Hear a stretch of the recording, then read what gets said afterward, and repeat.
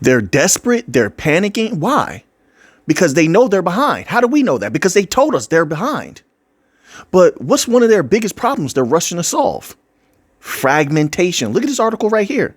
Tells you everything you need to know. So if you know the problem, right, then you know who's going to solve the problem. Then you know the business that's going to take all the value, all the money that they're going to come to solve the problem, right? If I have a infestation of rats and there's a local business who's the best of the best at ridding facilities of rats, then I'm going to, if I'm on the outside looking in, I'm going to say to myself, well, that business is probably going to take all the money, all the value. That company's probably going to go to that business to rid themselves of rats. It's like that.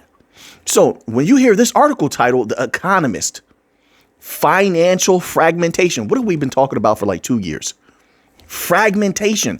Financial fragmentation could cost 1.3 to 6.5 trillion dollars by 2030. And there's other things attached to that add to that amount. This is nothing, but it's significant. They need to solve it. 6.5 trillion, 1.3 to 6.5 trillion by 2030. This is one of the reasons they're rushing to solve fragmentation. They never expected that to happen, but because of all the geopolitical tension, etc., hardly any of these places want to work together. Now, even allies, and I said this before, when we saw what was happening with France and Africa, and then no, not France and Africa. It was France and Africa, but that was one side of it. Then it was France and was it the euro or US dollar? I think some representatives from France were saying how they wanted to drop the US dollar. It was something like that at one time, right? They were willing to use something other than the US dollar. And I said, look at that. So that's more fragmentation. That's why I'm pointing to that, right? So now there's so many ties that have been broken. They need something to pull it all together. That's why this is important. See, people don't want to get through the hard part to get to what really makes the money.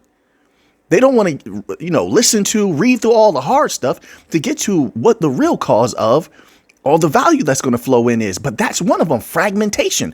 They need something to pull it together. That's where interoperability comes in.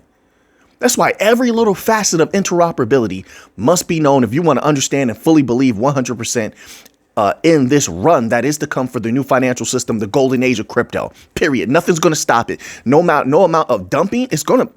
Listen, they can dump all the crypto they want, dump all the Bitcoin they want, and they're going to. And it's going to bring prices down and crash. And those who are wise probably going to jump in at that time, get some more, something like that. Not financial advice. I'm just saying that's exactly what's going to happen. Businesses are going to jump in, buy some up at that time if the prices come down significantly. But it doesn't matter because the long term is what everybody's looking at. That's why they're adopting these new technologies. You have banks. We're going to get to some bank news also. But we have banks rushing towards using the new financial system technology. I have one here, article we're going to get to of another example of a bank doing that right now. Serious business. And it's one that I don't think everybody has seen. We'll get to that.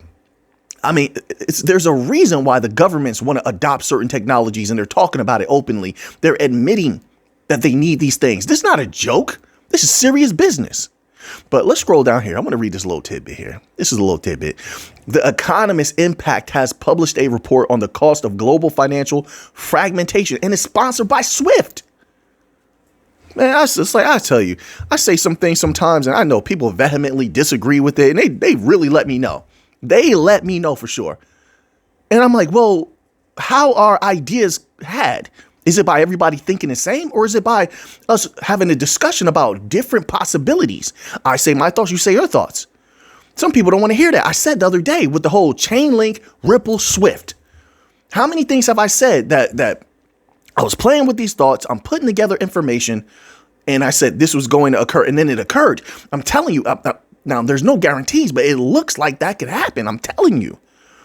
Swift does not have the answer for fragmentation. They don't. They lost it when they became a weapon. While everybody was away from the industries and they were away from the financial industries because it was blood in the markets all over the place, save for the stock market. And I mean, if you like those stock market gains, that's for you. But I like those look, I've been in the stock market and crypto for a long time. I was in stock market first, okay? But the crypto gains are way better. I'm just going to say crypto NFT gains way better. But anyway, but when the markets were bloody and everybody ran away, there was a lot of things that happened. Swift got used as a weapon and they buried that. You don't hear that spoken about anymore, do you? No, you don't. So most people coming back, they don't know this, do they? No, they don't. Swift was used as a weapon. So all of these other countries are turning against Swift. They don't have global reach. They can't solve fragmentation. But wait, the US and other world powers want to maintain their positioning. How do they do that? You tell me, how do they do that? The only way they can do that is to have a platform that's neutral, because that's what's going to be requested. Other countries are going to say, hey, listen, we're not going to use Swift anymore because we don't want to end up like those other people that got cut off from the entire world. What can you do? We'll still do business with you, but we need a neutral platform. What do you bring to the table? Ripple's name is going to come up. Ripple's name is going to come up. Hedera's name is going to come up. Chainlink, Solana's names are going to come up, etc. That's serious business. That's future money. I'm talking about flood. Hey, you believe what you want, take it how you want, man. But this is what I'm seeing. I can only tell you what I'm seeing, right? So now, fragmentation, how do they solve it? Ripple has, listen, this is why you're hearing. Now, there's no way to verify all of this stuff behind the scenes. But if we're going to go by what's actually happening, and we see other banks already integrating with DLT technology and various mechanisms, smart contract platforms, liquidity platforms, interoperability platforms, they're using some of the rails, experimenting with them. We saw that with Chainlink in Australia, and I'm going to give you another one that is occurring when we get to that article a little bit later in the video. All right. But we see it happening already. So if that's occurring, then we can assume that the one that's at the forefront, Ripple, with its XRP and XRPL, with how many banks we saw in the past that they were working with, they probably have a lot more now. Right. They probably have a lot more now. And if they do, then those banks are going to commit to it at some point using that technology. They're not going to put that off the table, because not just banks. Sorry about that. Banks, as well as large businesses for regular cross-border payments, B2B, all that stuff, payroll. Facts. That's it. The future is here. It's undeniable. The future is here. It's going to be rapidly developing. We're seeing it in its baby phase.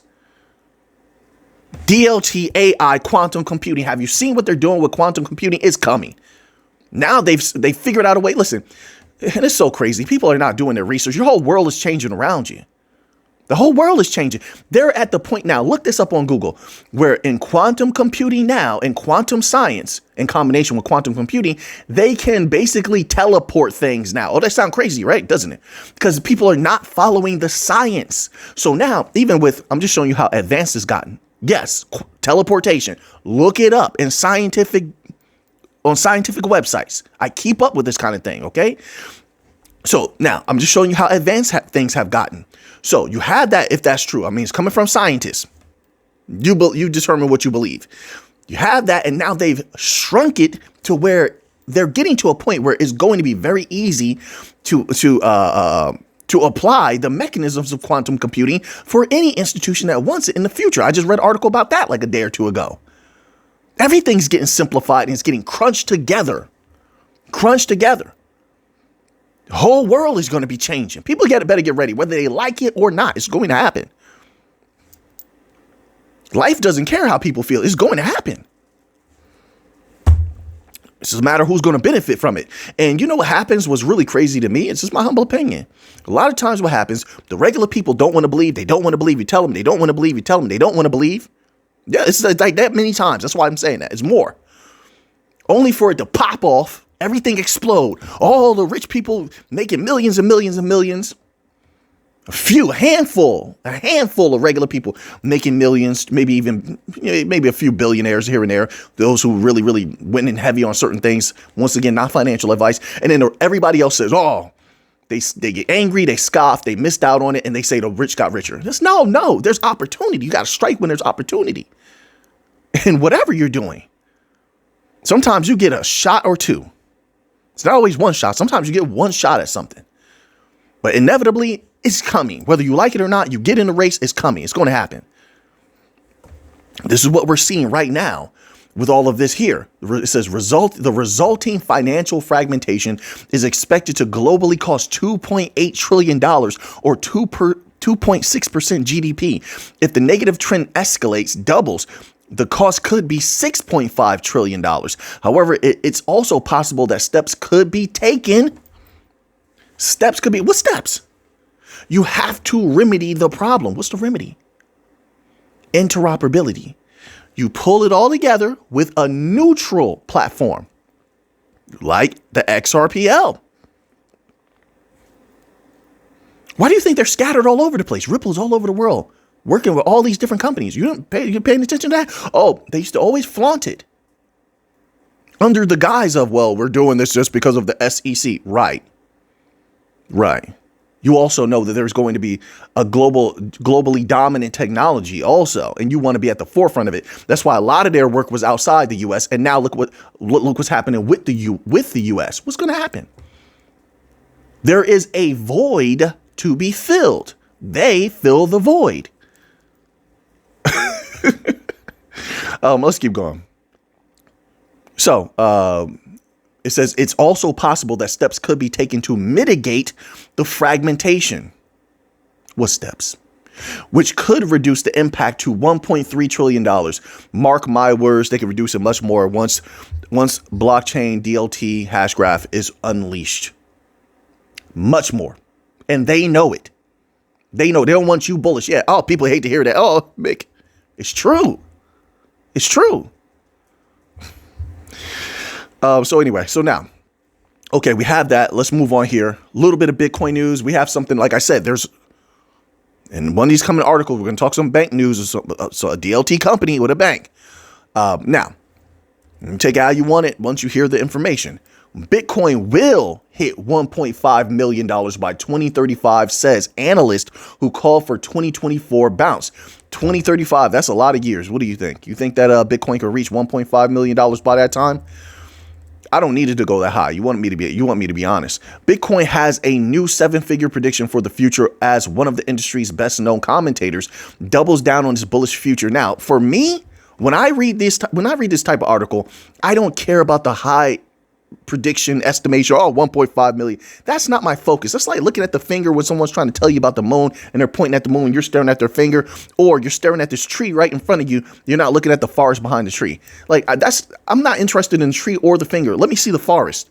So what that tells me is that whoever this is, right, and they're going to unveil who it is, obviously, is super bullish on Bitcoin. And that means there's some catalyst that they're seeing making them bullish on Bitcoin. The amount doesn't matter. I'm going to have my own amount.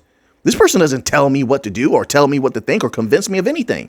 But it tells me that there may be a catalyst that they're seeing. Now, then it makes me question, is it the catalyst that I'm seeing, or is there another catalyst I'm not seeing? So then when I'm doing my research, I'm just going to keep my eye out.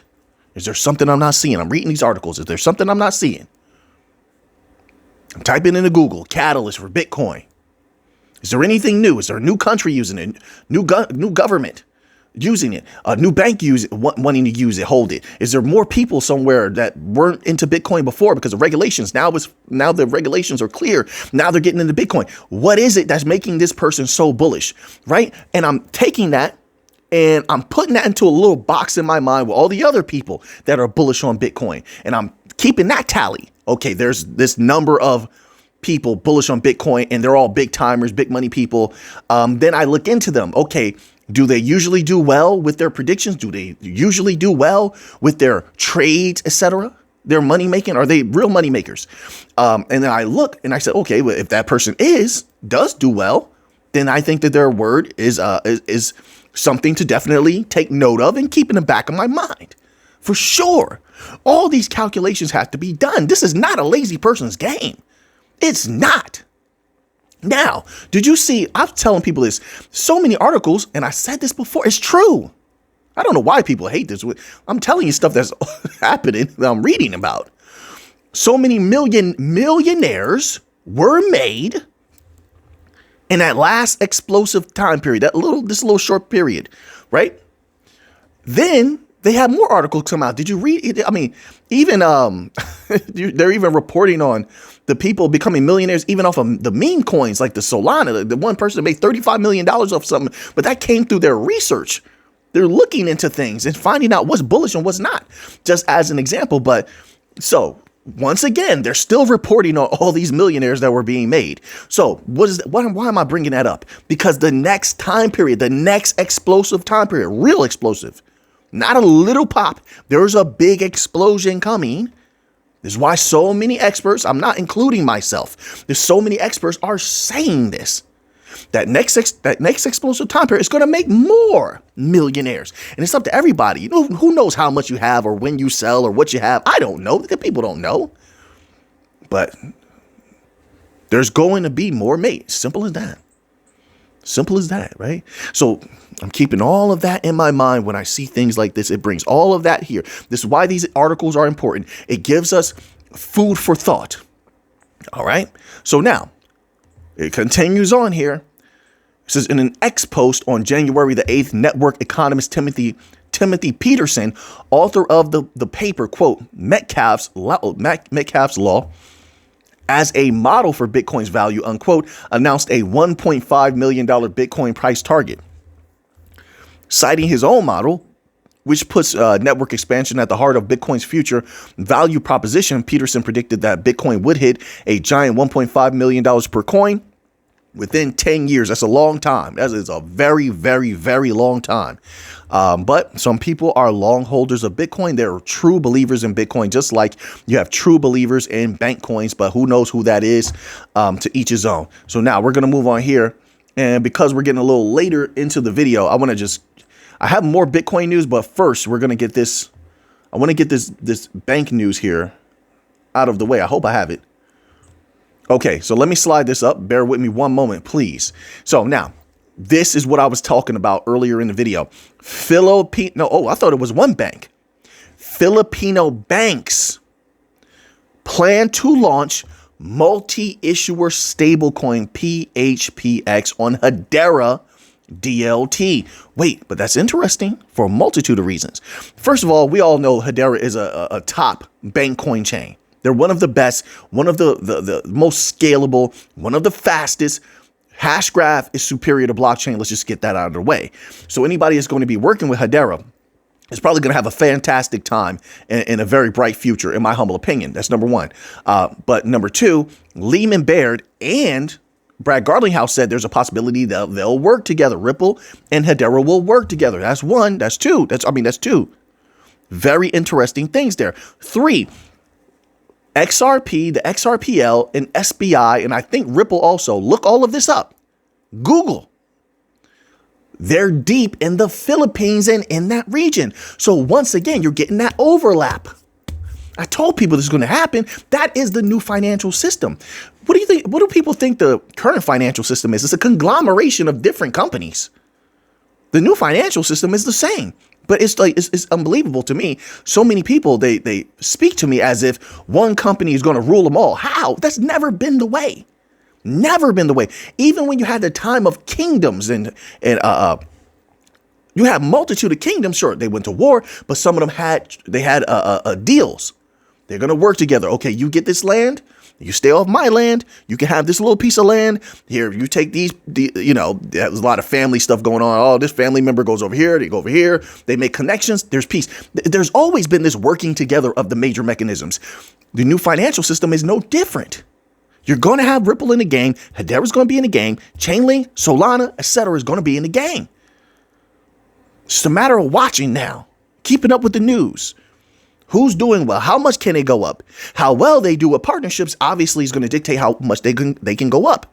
That in combination with any bullishness from retail, if you care about the retail aspect, which does give a little bit of a boost. But you need other catalysts in order to get retail excited to make it go boom.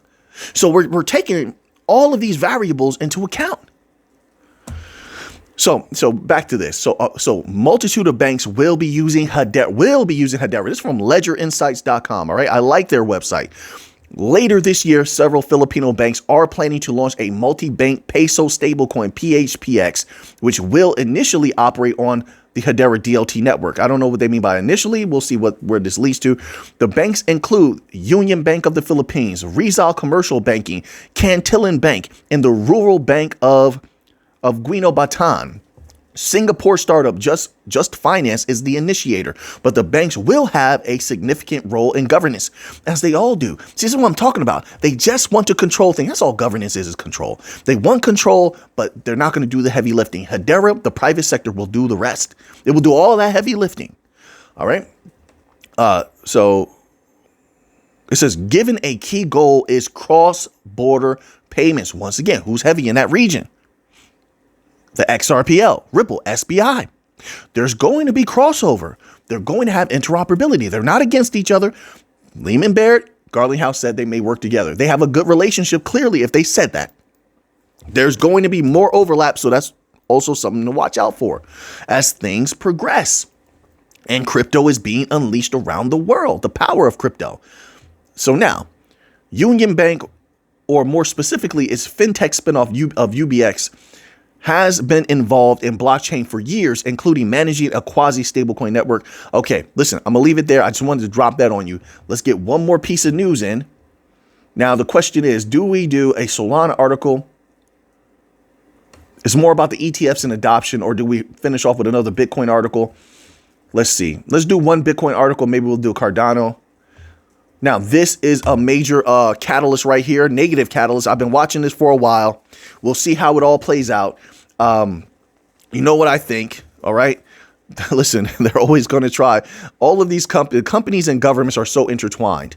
This is why most people just look at all of these nations as one big corporation. You've heard this, but I'm sure most people have heard this before. So there's going to be manipulation. Oh, I don't know why people hate to hear that. It's true. There's manipulation everywhere. But this article is titled, U.S. Court Greenlights Sale of $6.5 billion in seized Silk Road Bitcoin. All right, we'll see how they do it. Do they all do it all at once in chunks? When do they do it? You know, I think they're probably going to wait till it goes up. Then boom, obviously that can affect things, how much they're going to be selling. It's something to watch out for. Right. But this is one of those negative catalysts. Does it change the long-term trajectory of Bitcoin? No, it doesn't. No. The ruling does not ensure immediate liquidation. See, and I saw a lot of articles where they definitely were. I'm not even going to talk about that, but be careful. People want you to panic. I mean, to each his own, but there's nothing to panic about. I'm not even concerned about this whatsoever. But I do acknowledge it because I know that when I see certain volatilities, or if I see a significant correction, that I need to go look out for this and see if this is the cause. And then I understand, and I can continue forward confidently because I know why it was going to happen. I knew it was going to happen. So anyway, the ruling does not ensure immediate liquidation of the seized Bitcoin, as federal asset forfeiture requires several administrative processes.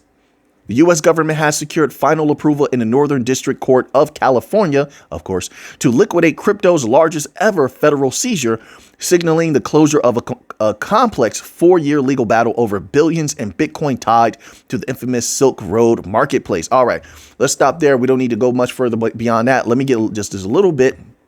It's either Cardano or Solana. Let's see. You know what? Let's do a little Solana right now. I'm feeling a little bit more on the Solana side right now than Cardano. We'll get to the Cardano another time. Solana poised for gains. This is from 11 hours ago on Cointelegraph. Solana poised for gains fueled by U.S. ETF and retail adoption. It says Solana may outperform Bitcoin and Ether in 2025 thanks to potential U.S. spot, SOL ETF, and retail profit expectations. Now, I saw an article similar to this, like maybe a day or two ago, maybe about 2 days ago. What I'm looking at now, because Solana is one of those chains that has a very, very supportive community, at least what I've seen over the years. So I don't know if it's changed lately or not, but because it's so bullish, it may bring more people in. Word of mouth, I think, is very strong right now, as you're having this explosion of independent media all over the place, promoting crypto, and I've never seen that before. There's two things are getting promoted more than I've ever seen before. A while ago, it was gold. Now it's crypto from sources I've never seen doing it before. That tells me crypto is super duper bullish. Super duper bullish. So word of mouth is going to be powerful. We'll see if that makes an impact here as more news comes out positively about Solana and can be spread around. So, listen, I'm super duper bullish on Solana. I'm waiting to hear some more announcements about what's going to be happening on Solana, the Solana chain. Of course, you got all the meme coin activity going on. That's super bullish as well, getting people used to Solana, getting people used to buying Solana. So that's significant as well, because some people using Solana, they don't even buy the Solana coin to make money off of it, really, or to hold it long term is what I mean, right? They're not believers in Solana, but they buy Solana to use on decentralized exchanges and such for the meme coins, right? But they're still getting them used to Solana itself, right? So we'll see. I think Solana is super bullish. So now we're going to end off there. Now that you have that information, what are you going to do with it? I know what I'm going to do with this. So until next time, everybody, let's get to the money.